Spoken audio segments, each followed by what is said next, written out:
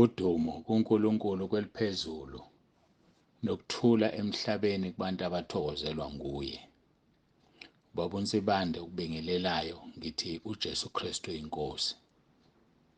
Siyambonga kakhulu uNkulunkulu zindlalifa zezulu siyamdumisa ngethuba akasipha lona kuba siphinde sihlangane namhlanje.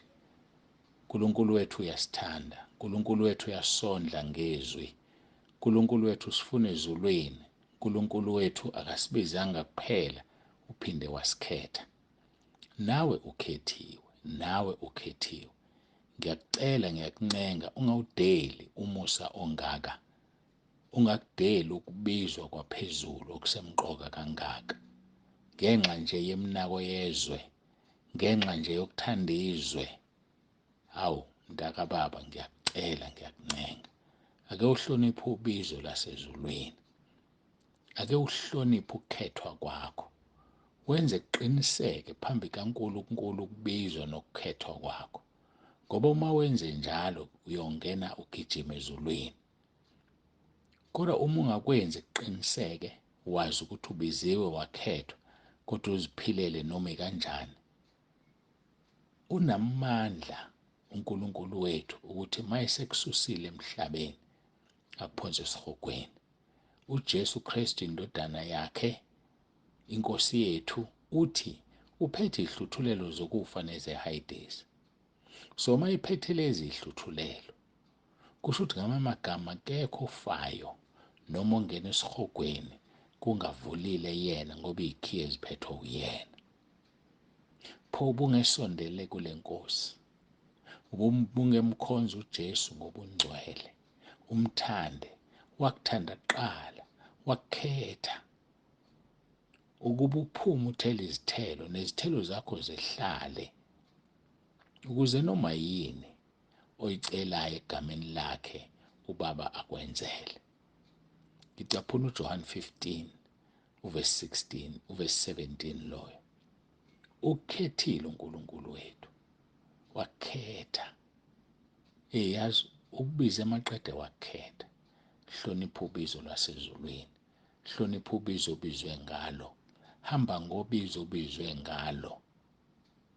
Funa ulaka lukaNkulunkulu lukuvuthele. Kodwa uma umthobela, wenza intando yakhe, wenza izwi lakhe, nizozwana, uzokuphakamisa ngoba uzobe uthobekile. Uyabaphakamisa abathobekile. Ngakho masithobele uNkulunkulu ukuze uSathane asibalekele. Akabaleki uSathane uma ungathobile, kodwa ubaleka only if and only if uthobela uNkulunkulu.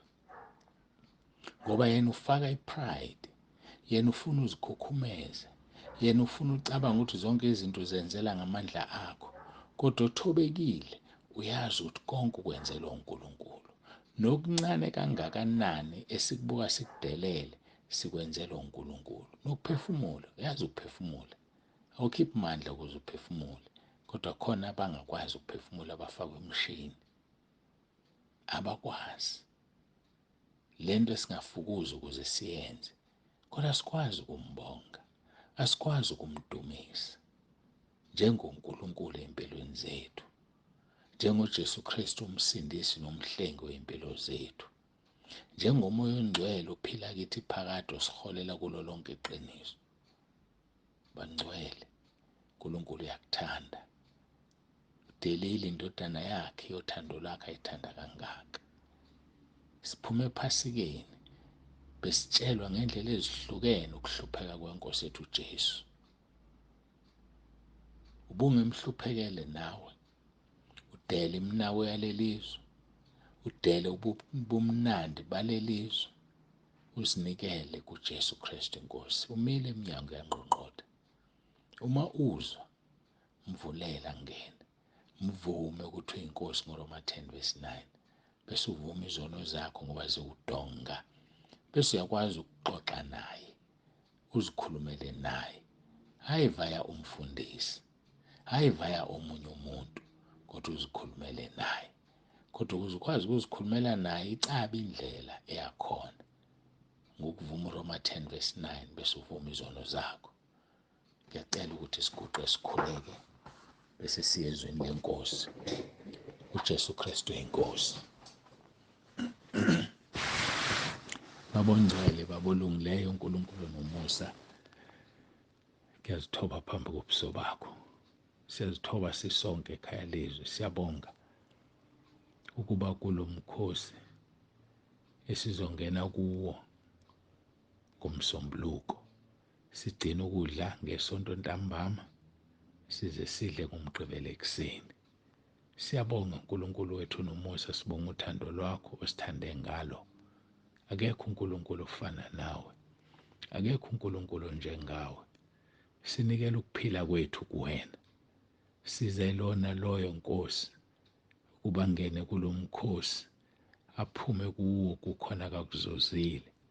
Yebo, umkhosi wokubonga, kodwa omunye waba nochoko abayishumi ngenxa yokubonga. Watshelwa ukuthi uthethelelwe izono zakhe, watshelwa ukuthi ukukholwa kwakhe kumsindisile ngenxa yokubonga. Siza kuwe-ke nathi ngesonto elizayo sizobonga osenzele khona ngamaphasika esiwahambile. Namanje-ke Nkosi, ngiyacela ube kanye nathi. Khulekela bonke abagulayo, basize ube nabo, baphilise.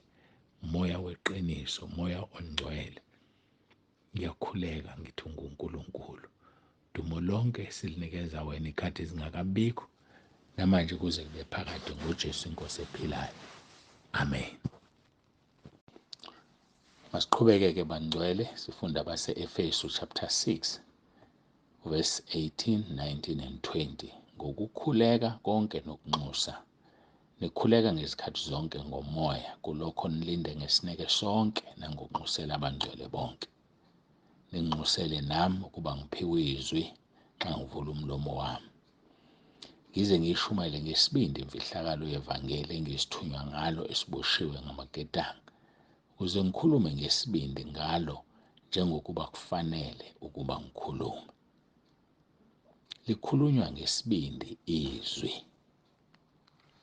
likhulunywa ngesibindi. Besanda ukwehlela umoya ongcwele, abapostoli bamangala abaFarisi, bathi laba ngoba bafundile amadoda aseGalile, ezwakala ekhuluma ngamandla, kwenzekeni basebethi abanye baphuza iwayini? Kanti cha, isibindi sisithola kumoya ongcwele. Isibindi sikhombisa ukuthi unomoya kaNkulunkulu, ngoba uNkulunkulu akesabi umuntu, ngoba bonke abantu badalwa uyena. MawusunobuNkulunkulu wena, akekho umuntu omsabayo.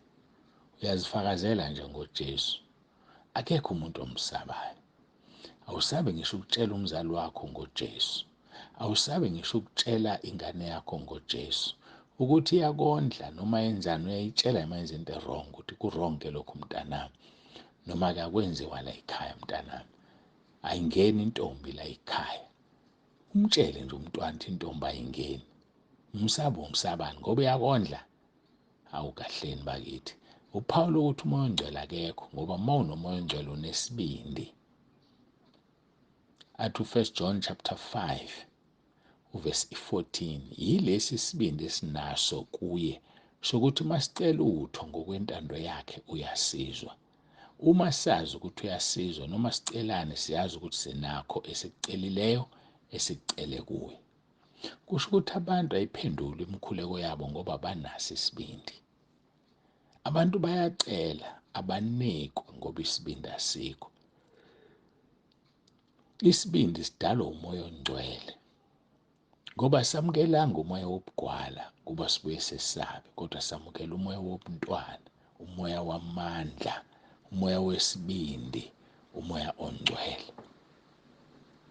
Ngakho-ke sinesibindi sokuthi masicela utho ngokwentando yakho uyasizwa. Awumsabi ngoba unesibindi.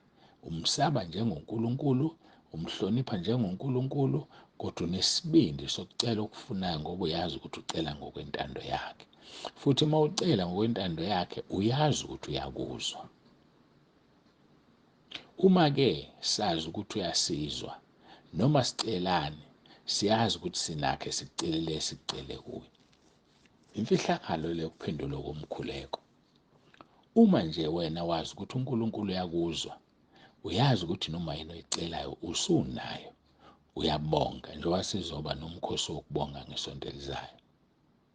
Cela ubonge ngoba uyazi ukuthi usunakho, uyazi ukuthi ucela ngesibindi, awunalo uvalo. Ngoba phela uma kukhulunywa ngovalo, ukwesaba, fear, sibheka u1 John chapter 4 verse 17 no-18 uthi ngalokho uthando luphelelisiwe kithi ukuze sibe nesibindi ngosuku lokwahlulelwa. Mangathi uJesu uyabuya namhlanje, unaso isibindi?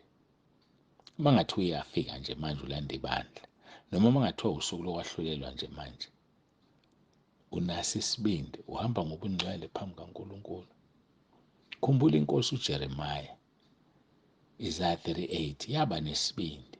Kuthe makutshelwa ukuthi sizoshona, lithi izwi lenkosi yabheka odongeni yakhala yathi, uNkulunkulu ake ukhumbule ngihambile ngobungcwele phambi kobuso bakho. Ake ukhumbule imisebenzi engiyenzile. Isibindi leso.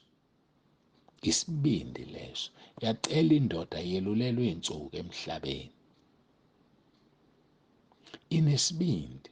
Unaso yini wena isibindi? Ngalokhu uthando luphelelisiwe kithi ukuze sibe nesibindi ngosuku lokwahlulelwa. Ngokuba njengalokhu enjalo yena, sinjalo nathi kulelizwe. Akukho ukwesaba.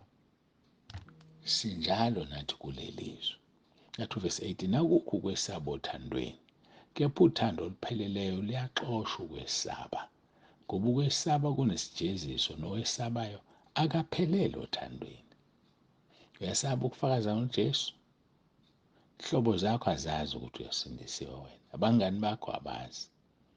Esikoleni awaziwa wena usindisiwe. Emsebenzini awaziwa wena ngoba isibindi asikho. Ngifuna wazi namhlanje ukuthi ukwesaba kunesijeziso, nowesabayo akaphelele othandweni. So ake sipheleleni othandweni-ke bazalwane. Siphelele othandweni. Sibe nesibindi sokushumayela ivangeli. Sibe nesibindi sokuluphila. Uliphile noma usuthukwa, uliphile noma usubizwa ngenyoni. Uliphile ivangeli. Ngoba kufanele siliphile. Ngoba phela thina singabantwana bakaNkulunkulu ngokukholwa kuKristu. Ukukholwa kuKristu okusenza sibe ngabantwana bakaNkulunkulu. Ngakho-ke uma ubhabhadisiwe kuKristu, wembethe uKristu. Uvala lukho. Uma ubhabhadisiwe wena kuKristu, wembethe uKristu. Ngoba phela uma uswembethe uKristu, akukho umJuda, akukho umGreki, akukho umZulu, akukho umlungu, akukho Xhosa. Akakho oboshiweyo nokhululekileyo, akakho owesilisa nowesifazane. Uma thina sinjani, sembethe uKristu. Ngokuba thina sonke simunye kuKristu Jesu. Kepha-ke uma ningabakaKristu, seniyinzalo ka-Abraham, nezindlalifa ngokwesethembiso. Uyindlalifa. So akukho ukwesaba. Why uzosabani? Uma-ke singabantwana, sizindlalifa, iy'ndlalifa zikaNkulunkulu, izindlalifa kanye noKristu, uma phela sihlupheka kanye naye ukuze siphiwe inkazimulo kanye naye. Manje nje awuhlupheki nje wena kanye noKristu ngoba unamahloni, uyesaba, unefiya, isibindi asikho. Uyasaba ukukhuluma ngaye. Uyasaba ukusukuma ufakaze. Uyasaba ukutshela umfundisi wakho izinto ongaziboni kahle ebandleni. Musumhleba, mqonde. Ungamhlebi, mqonde, umvulele iBhayibheli, umcorrect. Omunye-ke uzokuchitha, omunye uzokuxosha, omunye akwamukele. Noma ngabe ikuphi akakwenzayo, umqhele wakho omkhulu ezulwini. Ake simthandeni kuNkulunkulu, simkhonze uNkulunkulu. Sivumele umoya ongcwele ahlale kithi, singamxoshi, singamdabukisi kuze kube usuku lethu lokuhlengwa. Ngoba uma umoya waloyo wavusa uJesu kwabafileyo ehlala kuwe, yena owavusa uKristu kwabafileyo uyakuphilisa nomzimba wakho ofayo, ngaye umoya wakho ohlala kuwena. Asikhuleke, siguqe.